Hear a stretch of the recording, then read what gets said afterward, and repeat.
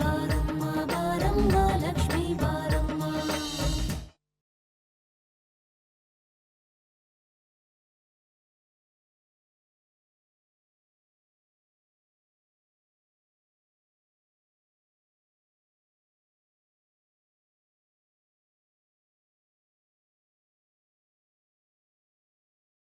ಓ ಬನ್ನಿ ಬನ್ನಿ ಬನ್ನಿ ಅರ್ಚಕ್ರೆ.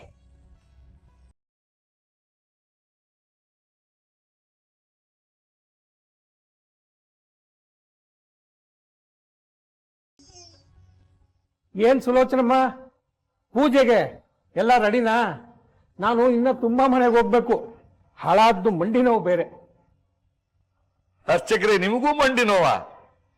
ಈ ಕಾಲದಲ್ಲಿ ಈ ಮಂಡಿ ನೋವು ಕಾಮನ್ ಆಗ್ಬಿಟ್ಟದೆ ಎಲ್ರಿಗೂ. ಓಹ್, ಏನು ಈ ವರ್ಷ ಗೌರಿ ಪೂಜೆನ ಬಹಳ ಗ್ರ್ಯಾಂಡ್ ಆಗಿ ಮಾಡ್ತಾ ಇರೋ ಹಾಗಿದೆ. ಹೌದು ಅರ್ಚಕ್ರೆ, ತುಂಬಾ ವರ್ಷಗಳಾದ್ಮೇಲೆ ನನ್ನ ಹಿರಿ ಮಗಳು, ಅಳಿಯ, ಮೊಮ್ಮಗಳು ಎಲ್ರೂ ಹಬ್ಬಕ್ಕೆ ಬಂದಿದ್ದಾರೆ. ಅದಕ್ಕೆ ಇಷ್ಟು ಗ್ರ್ಯಾಂಡ್ ಆಗಿ ಗೌರಿ ಹಬ್ಬ ಮಾಡ್ತಿರೋದು. ಅತಾಂಗ ಪೂಜಾ ಸ್ವರ್ಣಗರ್ಯೇ ನಮಃ ಪಾದಂ ಪೂಜಯಾಮಿ, ಕಾಚ್ಚಾಯನ್ಯೇ ನಮಃ ಜಂಗೆ ಪೂಜಯಾಮಿ, ಭದ್ರಾಯೇ ನಮಃ ಜಾಹ್ನವಿ ಪೂಜಯಾಮಿ, ಹೇಮವತ್ಯೇ ನಮಃ ಊರಂ ಪೂಜಯಾಮಿ, ಈಶ್ವರ್ಯೇ ನಮಃ ಕಟಿಂ ಪೂಜಯಾಮಿ.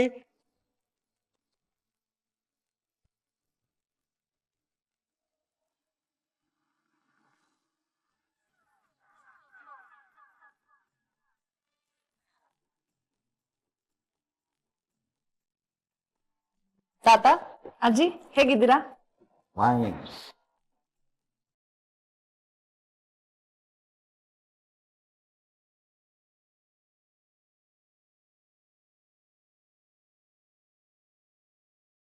ಸಿದು ಯಾರನ್ನ ತೋರಣ ಕಟ್ಬೇಕು ಅಂತಿದ್ದಲ್ಲ, ಕಟ್ದ? ಚಂದು, ನೀನ್ ಈ ನಡುವೆ ಅತಿ ಆಯ್ತು ಕಣೋ. ನನ್ನಂತ ಸುಂದರವಾದ ಹುಡುಗಿ ಬಂದ್ ನಿಂತ್ಕೊಂಡಿರುವಾಗ ಒಳ್ಳೆ ಕಪಟ ಸನ್ಯಾಸಿ ತರ ಆಡ್ತಿದ್ಯಲ್ಲ. ನಮ್ಗೇನೋ ನಮ್ಮ ಹುಡುಗಿನ ರೇಗಿಸ್ಬೇಕು ಅಂತ ತುಂಬಾ ಇಷ್ಟ. ಯಾಕೇಳು? ಯಾಕೆ? ನೀ ಕೋಪ ಮಾಡ್ಕೊಂಡಾಗ ಅಷ್ಟೇ ಸ್ವಲ್ಪ ಚೆನ್ನಾಗಿ ಕಾಣಿಸ್ತೀಯ. ಅಂದ್ರೆ ಏನೇನ್ ಮಾತಿನ ಅರ್ಥ? ನಾನ್ ಕೆಡ್ದಾಗಿದ್ದೀನಿ ಅಂತನಾ? ಚಂದು, ಚೆನ್ನಾಗಿ ಕಾಣಿಸ್ತಾ ಇದೀಯ. ಯಾವನು ರೇಗಿಸ್ತೀಯ?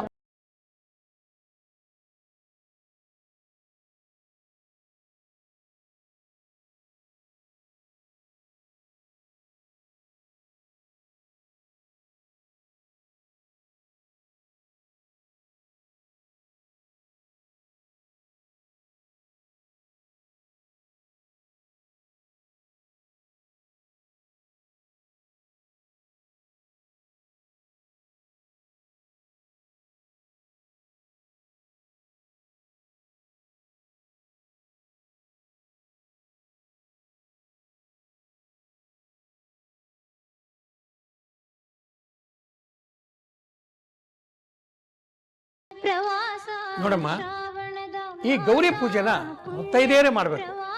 ಹೇಗ್ ಮಾಡ್ಬೇಕು ಅಂತ ನಾನು ಹೇಳ್ತಾ ಹೋಗ್ತೀನಿ, ಹಾಗಾಗಿ ಮಾಡ್ಕೊಂಡು ಎಲ್ಲಿ ಒಬ್ಬೊಬ್ರು ಮುತ್ತೈದೆಯರು ಬಂದು ಗೌರಿಗೆ ಅರ್ಶಿನ ಕುಂಕುಮ.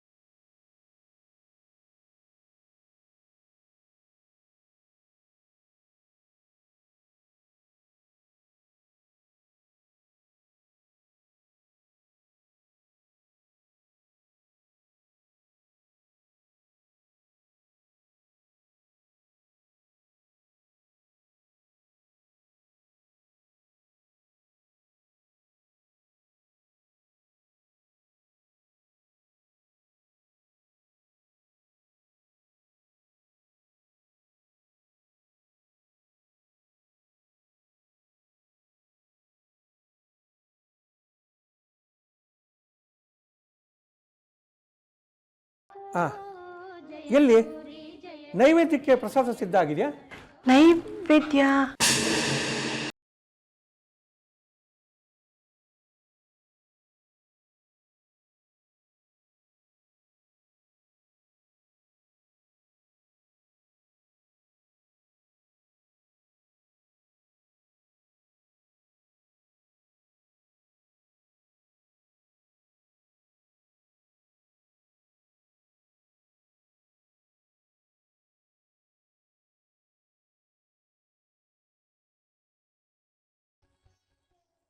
ಈ ತೆಂಗಿನಕಾಯಿ ಹೊಡ್ಕೊಂಬರಪ್ಪ.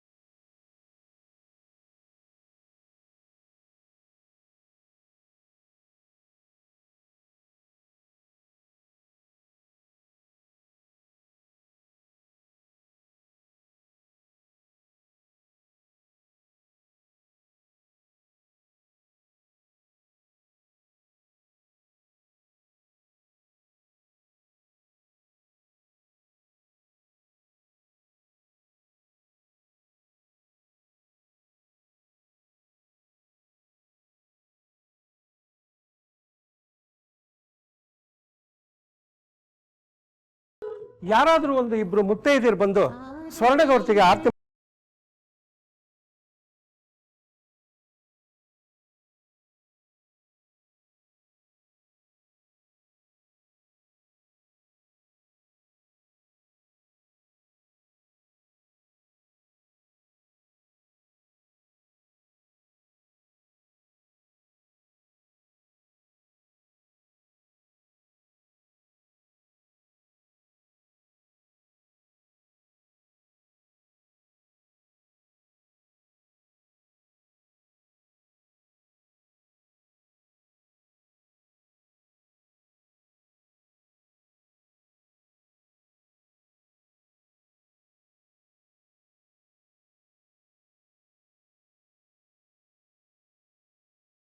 ನೋಡಮ್ಮ, ಗೌರಿ ಹಬ್ಬದ ದಿನ ಮನೆ ಹೆಣ್ಮಕ್ಳಿಗೆ ಮುತ್ತೈದೆಯರಿಗೆ ಬಾಗಿನ ಕೊಡೋದು ನಮ್ಮ ಶ್ರೇಷ್ಠ ಸಂಪ್ರದಾಯ.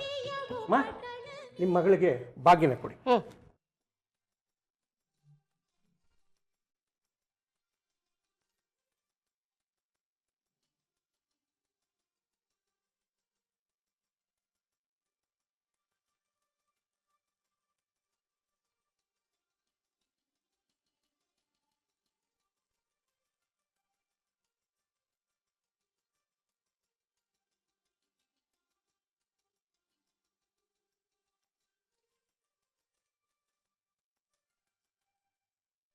ಮಗಳೇ, ನಿನಗೆ ಬಾಗಿನ ಕೊಟ್ಟು ಎಷ್ಟು ವರ್ಷಗಳಾಗೋಗಿತ್ತು. ನಿಮ್ಮ ಮನೆ ಹಿರಿ ಮಗಳಾಗಿ ಸರಿಗೊಡ್ಡಿ ಬಾಗಿನ ತಗೋಬೇಕು ಅನ್ನೋದೇ ನನ್ನ ಆಸೆ ಆಗಿತ್ತು, ನನ್ನ ಕನಸು ಕೂಡ ಆಗಿತ್ತು. ಎಲ್ಲಿ ನನ್ನ ಕನಸು ನನ್ನ ಆಸೆ ಈಡೇರಲು ಅಂತ ಭಯ ಆಗೋಗಿತ್ತು. ಸತ್ಯ, ನೀನು ಮತ್ತೆ ಹಬ್ಬಕ್ಕೆ ಬಂದು ಈ ಹೆತ್ತವಳ ಆಸೆನ ಪೂರೈಸ್ತಲ್ಲ, ನನ್ನ ಕನಸನ್ನ ನನಸು ಮಾಡ್ತೀಯಲ್ಲ, ನನಗೆಷ್ಟು ಸಂತೋಷ ಆಗ್ತಿದೆ ಗೊತ್ತಾ. ನನ್ನ ಜನ್ಮ ಸಾರ್ಥಕ ಆಯ್ತು ಮಗಳೇ, ನನ್ನ ಜನ್ಮ ಸಾರ್ಥಕ ಆಯ್ತು. ನನಗೆ ಆಶೀರ್ವಾದ ಮಾಡಮ್ಮ. ಅಪ್ಪ ಕೈಲಾಶ್,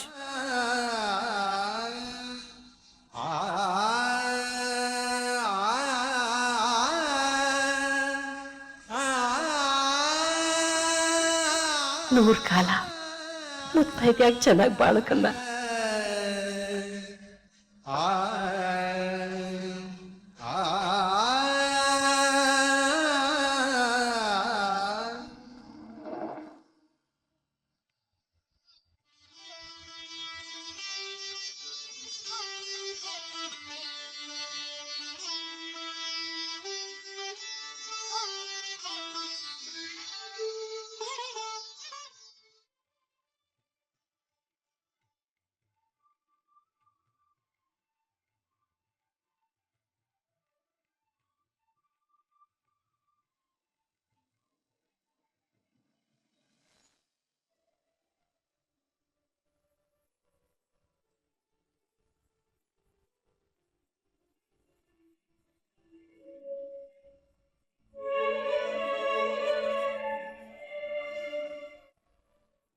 ನೋಡಮ್ಮ ಶ್ರುತಿ, ಮುಂದಿನ ವರ್ಷದಿಂದ ನಿಮ್ಮಮ್ಮ ಅಜ್ಜಿ ಇಬ್ರು ನಿನಗೆ ಗೌರಿ ಬಾಗಿನ ಕೊಡ್ತಾರೆ.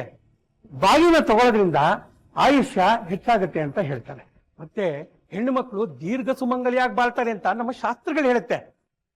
ಸುಲೋಚನಮ್ಮ, ಮತ್ತೆ ಯಾರಾದ್ರೂ ಬಾಗಿನ ತಗೊಳ್ಳೋರು ಇದ್ದಾರೇನು? ಇಲ್ಲ, ಎಲ್ರದು ಆಯ್ತು. ಇನ್ನೂ ಒಬ್ರಿದ್ದಾರೆ.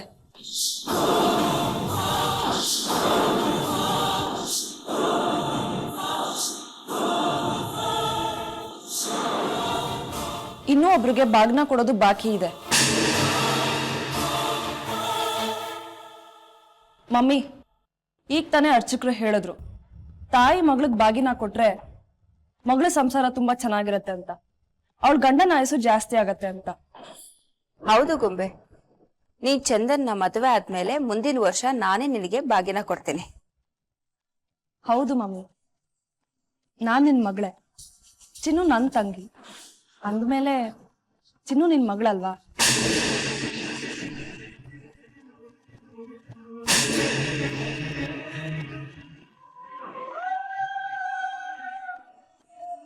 ಚಿನ್ನುಗೆ ಮದುವೆ ಆಗಿದೆ, ನೀನ್ ಅವಳಿಗೆ ಬಾಗಿನ ಕೊಡ್ತೀಯ ಅಲ್ವಾ?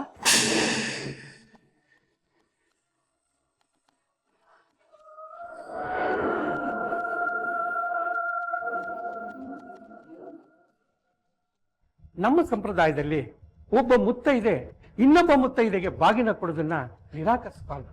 ಅದು ಶ್ರೇಯಸ್ಸಲ್ಲ. ಶ್ರುತಿ ಹೇಳ್ತಾ ಇರೋ ಹುಡುಗಿಗೆ ತಂದೆ ತಾಯಿ ಯಾರೂ ಇಲ್ಲ. ನೀವೇ ತಾಯಿ ಸ್ಥಾನದಲ್ಲಿತ್ತು ಬಾಗಿನ ಕೊಡಿ. ಮಂಗಳಗೌರಿ ನಿಮ್ಗೆ ಒಳ್ಳೇದ್ ಮಾಡ್ತಾಳೆ. ಬೇರೆಯವರ ಮಕ್ಕಳನ್ನ ನಮ್ಮ ಮಕ್ಕಳು ಅಂತ ತಿಳಿದುಕೊಳ್ಳುವ ಭಾಗ್ಯ ಅದು ಬಯಸದೇ ಬಂದದ್ದು. ದೊಡ್ಡ ಮನಸ್ಸು ಮಾಡಿ ಚಿನ್ನುನ ನಿನ್ ಮಗಳು ಅಂತ ತಿಳ್ಕೊಂಡು ಬಾಗಿನ ಕೊಡಮ್ಮ.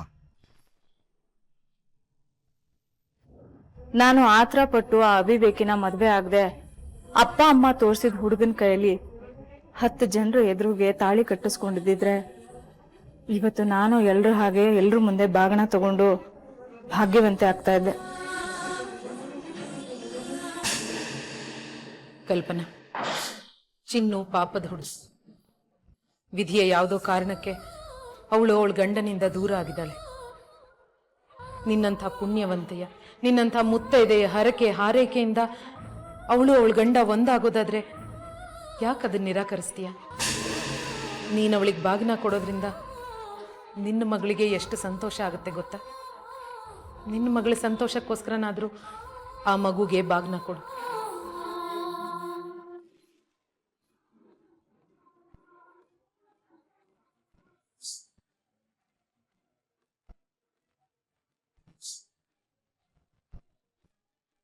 ಚಿನ್ನು ಚಿನ್ನು ಚಿನ್ನು, ಅವಳು ಯಾವ ಜಾತಿಯವಳು, ಯಾವ ಕುಲದವಳು? ಅವಳನ್ನ ನನ್ನ ಮಗಳು ಅನ್ಕೊಂಡು ನಾನು ಅವಳಿಗೆ ಬಾಗಿನ ಕೊಡ್ಬೇಕಾ? ಈ ಪ್ರಪಂಚದಲ್ಲಿ ಎಷ್ಟೋ ಜನ ಅನಾಥರಿದ್ದಾರೆ. ಅವ್ರನ್ನೆಲ್ಲ ನಾನು ಕರ್ಕೊಂಡ್ ಬಂದು ಮಮತೆ ತೋರಿಸಿ ತಾಯಿ ಆಗಕ್ಕಾಗತ್ತಾ? ಯಾಕೋ ನಿಮ್ದೆಲ್ಲ ಅತಿ ಆಯ್ತು. ಪ್ರಪಂಚದಲ್ಲಿರೋ ಎಲ್ಲ ಅನಾಥರಿಗೂ ಪ್ರೀತಿ ಕೊಡಕ್ಕಾಗಲ್ಲ, ತಾಯಿ ಮಮತೆನೂ ಕೊಡಕ್ಕಾಗಲ್ಲ.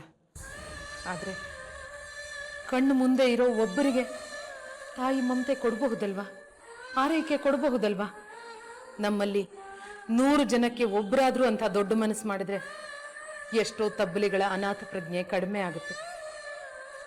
ನಿನಗೆ 2 ಹೆಣ್ಣು ಮಕ್ಕಳಿದ್ದಿದ್ರೆ ನೀನು ಅವೆರಡನ್ನೂ ಸಮಾನವಾಗಿ ಪ್ರೀತಿಸ್ತಾ ಇರ್ಲಿಲ್ವಾ? ಅವರಿಬ್ಬರಲ್ಲಿ ಭೇದ ಭಾವ ಮಾಡ್ತಾ ಇದೀಯಾ? ಇಲ್ಲ ತಾನೆ? ಈಗಲೂ ಹಾಗೆ ಅನ್ಕೋ.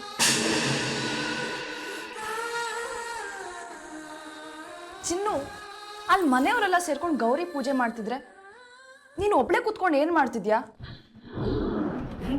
ಇತ್ತೀಚೆಗಂತೂ ನಿಂದು ಯಾಕೋ ಜಾಸ್ತಿ ಆಯ್ತು ಕಣೆ. ಸರಿ, ಬೇಗ ಬಾ. ಅಕ್ಕ, ನೀನ್ ಹೋಗಿರು, ನಾನು ಆಮೇಕಿಂದ ಬರ್ತೀನಿ. ನಾನು ಅಲ್ಲಿಗೆ ಬರೋದೇನೋ ನನಗೆ ಸರಿ ಕಾಣ್ತಿಲ್ಲ.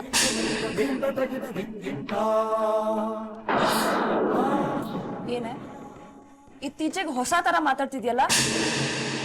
ತಪ್ಪಿ ಅದು ಸರಿ ಅದು ಅಂತ ಹೇಳಷ್ಟು ಬುದ್ಧಿವಂತೆ ಅಲ್ಲ ನೀನು. ತೆಪ್ಪಗ್ ನನ್ ಜೊತೆ ಬಾ. ಅಕ್ಕ, ನಾನ್ ಬುದ್ಧಿವಂತೆ ಇಲ್ದೇ ಇರ್ಬೋದು, ಆದ್ರೆ ಪೆದ್ದೂನು ಅಲ್ಲ. ಅಪರೂಪಕ್ಕೆ ಬಂಧು ಬಳಗ ಎಲ್ಲ ಸೇರಿದಿರ, ನಿಮ್ಗಳ ಮಧ್ಯ ನಾನ್ ಯಾಕೆ? ಏನಂದೆ ಚಿನ್ನು? ಮತ್ತೆ ಹೇಳು.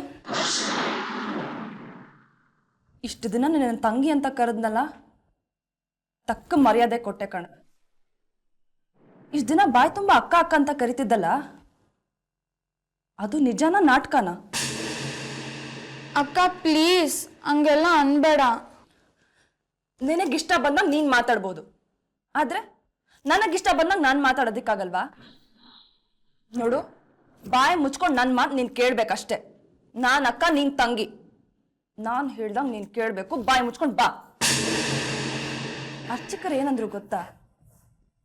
ಮುತ್ತೈದೆಯರಿಗೆ ಮಂಗಳಗೌರಿ ಬಾಗಿನ ಕೊಟ್ರೆ ಗಂಡ ಹೆಂಡ್ತಿರು ಸಾಯ ತನಕ ಸುಖವಾಗಿರ್ತಾರೆ ಅಂತ.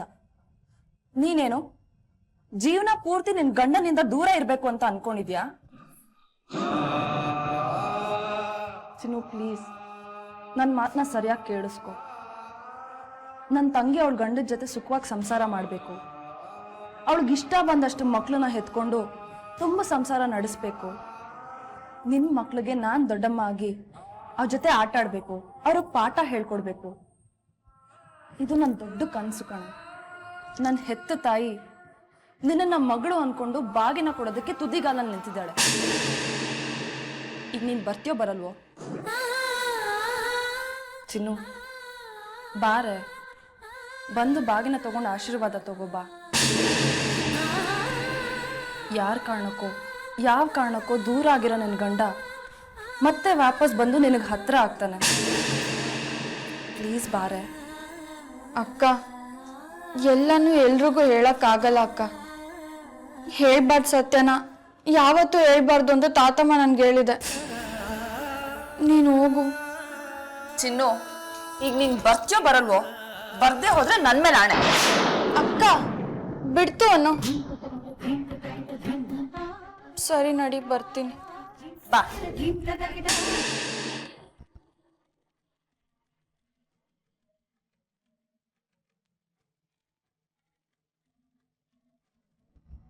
ಅಕ್ಕ, ಅವಳು ಯಾವ ದೊಡ್ಡ ರಾಜ್ಕುಮಾರಿ ಅಂತ ನಾವೆಲ್ಲ ಕಾಯ್ತಾ ನಿಂತಿದ್ದೀವಿ. ಮನೆಗೆ ಗೆಸ್ಟ್ಗಳೆಲ್ಲ ಬಂದಿದ್ದಾರೆ, ಆದ್ರೆ ಪ್ರಜ್ಞೆ ಇಲ್ವಾ ಅವಳಿಗೆ? ಅರ್ಚಕರು ಬೇರೆ ಕಡೆ ಪೂಜೆಗೆ ಹೋಗ್ಬೇಕು, ನನಗೆ ಲೇಟ್ ಆಗುತ್ತೆ ಅಂತ ಆಗ್ಲಿಂದ ಹೇಳ್ತಿದ್ದಾರೆ. ಅಟ್ಲೀಸ್ಟ್ ಅವ್ರಿಗಾದ್ರೂ ಮರ್ಯಾದೆ ಕೊಡೋದು ಬೇಡವಾ? ಇದ್ಯಾಕೋ ತುಂಬಾ ಅತಿ ಆಯ್ತು. ನನಗಂತೂ ಸ್ವಲ್ಪನೂ ಇಷ್ಟ ಆಗ್ತಿಲ್ಲ. ಅಕ್ಕ, ಅಟ್ಲೀಸ್ಟ್ ನೀನು ಮುತ್ತೈದೆಯರಿಗೆಲ್ಲ ಕುಂಕುಮನಾದ್ರೂ ಕೊಡು. ಅಷ್ಟರಲ್ಲಿ ಸ್ವಲ್ಪ ಸಹನೆ ಇರ್ಲಿ ಕುಮುದ. ಚಿನ್ನುನ ಕರ್ಕೊಂಡು ಬರೋದಕ್ಕೆ ಗೊಂಬೆ ಹೋಗಿದ್ದಾಳೆ ತಾನೆ, ಅವಳು ಕರ್ಕೊಂಡು ಬರ್ತಾಳೆ. ಸ್ವಲ್ಪ ತಾಳ್ಮೆಯಿಂದ ಇರು.